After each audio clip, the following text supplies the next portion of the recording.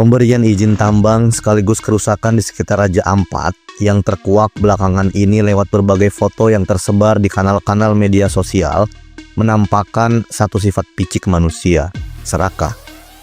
Keserakahan memang menjadi dasar perangai manusia yang paling jelata, dan hampir semua kerusakan di muka bumi, termasuk peperangan antar bangsa, bersumber dari genetik rakus dan egois manusia ini. Manusia tidak pernah merasa puas dan selalu ingin lebih dominan dibanding yang lainnya, meskipun harus mengorbankan sesamanya.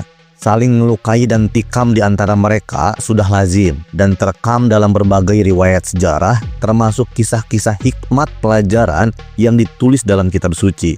Apalagi jika hanya mengorbankan entitas di luar dirinya sebagai makhluk, salah satunya alam. Merusak alam lebih mudah sebab alam dianggap tak pernah melawan. Walau konsekuensi setelahnya begitu menyengsarakan. Alam melawan dengan caranya sendiri. Alam tidak diam, ia hidup dan menunggu kapan ia mesti memberikan pelajaran. Pola pikir manusia soal alam memang harus diperbaiki. Manusia seringkali menganggap alam sebagai sesuatu yang tidak terintegrasi bagi kehidupannya. Ia dianggap sebagai entitas terpisah. Eksistensinya hanya dipandang sebagai subjek lain yang keberadaannya hanya ada untuk dieksploitasi. Hal ini terkesan paradoks memang, sebab dalam spektrum intelijensia, manusia hakikatnya adalah makhluk paling rasional di antara makhluk yang lain. Tapi rasionalitas atau kemampuan menimbang-nimbang ini, mana yang lebih menguntungkan dan mana yang akan mendatangkan kerugian saat mengeksploitasi alam, faktanya tidak menjamin manusia menjadi bijak. Manusia tetap kalah oleh nafsunya. Dan alih-alih menjadi panglima kebijaksanaan, rasionalitas yang dimiliki manusia seringkali menjadi instrumen pragmatis belaka guna mewujudkan ambisi-ambisi sempit mereka. Rasionalitas, singkatnya, tidak lebih berfungsi sebagai jembatan pemuas nafsu dan kepentingan personal orang per orang. Rasionalitas sulit diterapkan untuk kebijaksanaan umum dan pertimbangan kepentingan bersama sebab kepentingan personal dianggap lebih utama. Orang-orang akan lebih memilih hidupnya bahagia meski mengorbankan orang lain dalam kesusahan. Apalagi sampai mempertimbangkan ukuran yang lebih luas dan holistik yang mencakup kepentingan seluruh semesta, termasuk alam di dalamnya. Alam, dalam dimensi pikiran beberapa manusia picik, dipandang bukan dalam posisi harmoni yang terintegrasi bersama jiwa dan raganya, tapi lebih dianggap sebagai subjek luar yang tidak terkait dengan dirinya yang mesti ditaklukkan. Alam dipersepsikan ada untuk sebesar-besarnya kepentingan tak terbatas umat manusia, bukan kepentingan bagi semesta secara keseluruhan. Perusakan alam adalah contoh paling nyata yang memvisualisasikan dimensi gelap diri manusia seperti itu. Selain tentu praktek peperangan yang sering mereka lakukan hanya demi berebut dominasi dan mewujudkan kepentingan sesaat di antara mereka. Dari penaklukan alam ke penaklukan sesamanya, manusia bisa dibilang adalah makhluk terbengis yang pernah ada di muka bumi.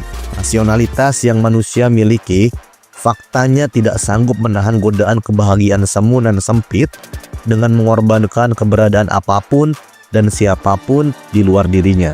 Bahagia menghancurkan alam dan senang menginvasi sesamanya menjadi corak tak terpisahkan dari jati diri dan eksistensi manusia. Untuk menjadi manusia bijak, karenanya, rasionalitas tidak bisa berdiri tanpa fondasi. Ia harus dilatih bersama dengan kepekaan, yakni melalui nurani-nurani lembut yang lampas, yang bisa merasakan kepedihan yang dirasakan oleh objek di luar dirinya, dengan terus-menerus melatih intuisinya. Termasuk kepekaannya terhadap alam. Akal dan hati harus sama-sama jalan beriringan. Akal dilatih dengan logika pengetahuan, sementara intuisi ditempa dengan olah perasaan. Dari kasus Raja Ampat kita belajar betapa rakusnya manusia dan betapa konyolnya perilaku mereka yang tidak bisa menghargai keelokan alam sama sekali. Seolah-olah hitung-hitungan materi lewat dalih hilirisasi dan industrialisasi lebih menguntungkan dibandingkan mempertahankan keindahan alam dan kelestarian lingkungan yang faktanya lebih berharga. Menghargai keindahan alam Raja Ampat dan membela eksistensinya bukan hanya berarti kita menaruh hormat padanya sebagai entitas destinasi wisata belaka, yang juga faktanya rentan dikapitalisasi dan hanya dinikmati segelintir manusia berduit semata. Tapi yang lebih urgent dari itu semua, menghargai dan mempertahankan kelestarian Raja Ampat merupakan kewajiban bersama sebab ia berkorelasi atas kondisi iklim di muka bumi, kesehatan warga sekitar, dan penghargaan kita untuk alam yang telah menopang kehidupan kita selama ini. Alam, sekali lagi, adalah sumber kehidupan. Mulai dari pangan yang dihasilkan, udara segar yang dihembuskan, serta air bersih yang dimunculkan. Saat semuanya rusak dan tak bisa diperbaiki kembali, satu-satunya yang tersisa adalah kemusnahan. Bukan hanya alam yang musnah ditelan kerusakan, tapi juga umat manusia akan ikut lenyap dari kehidupan. Penggunaan rasionalitas tanpa melatih empati dan kebijaksanaan juntrungnya memang hanya melahirkan manusia-manusia matre.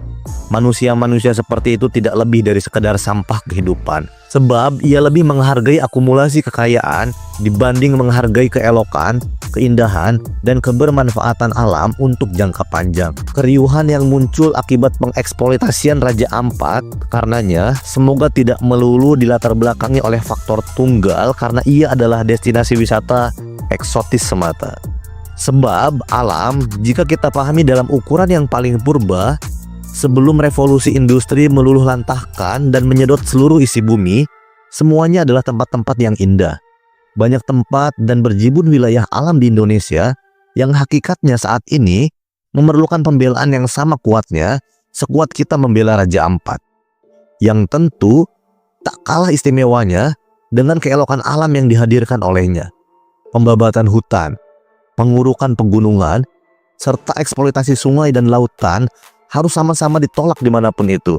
Sebab tanpa alam, manusia bisa apa?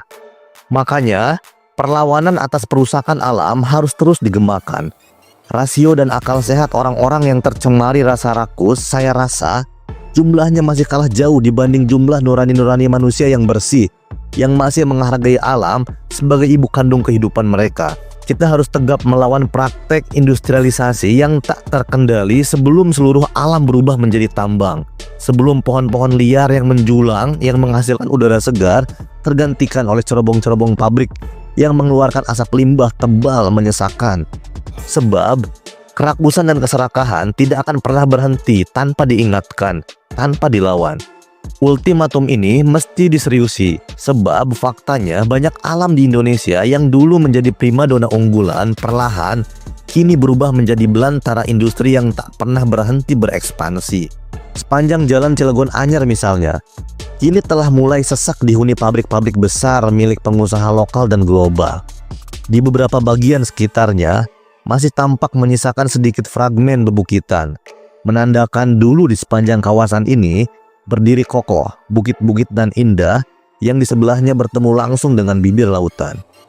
Kini, potongan wujud panorama tersebut akan hilang tak bersisa sebab kepuasan hasrat material manusia tak pernah berhenti dan terus beradaptasi melalui dalih industrialisasi. Entah sampai kapan akhirnya manusia tersadar bahwa industrialisasi dan hilirisasi tanpa kontrol bukanlah jawaban terbaik mewujudkan Indonesia yang makmur dan bahagia. Sebab indikator kebahagiaan tidak melulu soal benda, tidak melulu soal materi. Kita perlu udara yang bersih, air yang jernih, sungai bening tanpa sampah, dan lautan biru tanpa limbah. Kebahagiaan paling esensial adalah keharmonian kita hidup bersama alam. Alam dan manusia merupakan dua entitas yang tidak bisa dipisahkan, di mana entitas terakhir butuh dan memerlukan entitas yang pertama. Hidup terintegrasi bersama alam berarti memberikan penghormatan penuh atas kontribusi mereka atas kita. Agar bisa hidup harmoni, karenanya manusia harus menjaga alam supaya eksistensinya mampu menopang kelangsungan hidup manusia bukan hanya di masa kini, namun juga di masa yang akan datang. See you later.